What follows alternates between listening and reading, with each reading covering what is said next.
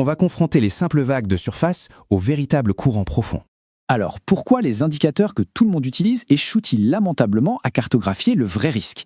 Il faut comprendre une chose. Imagine que tu regardes la mer depuis une falaise. Les outils classiques du genre régression linéaire ou les moyennes mobiles, c'est littéralement comme essayer de mesurer la hauteur des vagues à la surface. Ok, ça te donne la forme de la vague passée, très bien, mais tu rates totalement les courants sous-marins massifs qui génèrent ces vagues. Le marché, ça fonctionne exactement pareil. Il est dicté par des courants invisibles, ce qu'on appelle des régimes. Ce qui nous amène à la partie 2, les régimes cachés et comment le fameux Hidden Markov Model entre en jeu. Pour détecter ces courants invisibles, il nous faut une technologie bien spécifique, le HMM.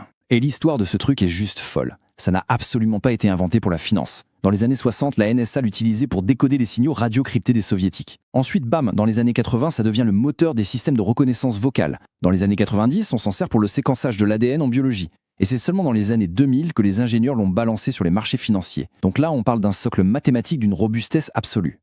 C'est contre-intuitif, mais l'idée est brillante. Le mot-clé ici, c'est caché. Prends un météorologue enfermé dans une pièce sans aucun thermomètre. Il regarde juste par la fenêtre. Soleil, pluie, nuages. Et à partir de cette simple observation quotidienne, il va déduire la saison cachée dans laquelle on se trouve. Le HMM fait exactement ça en bourse. Il observe les rendements journaliers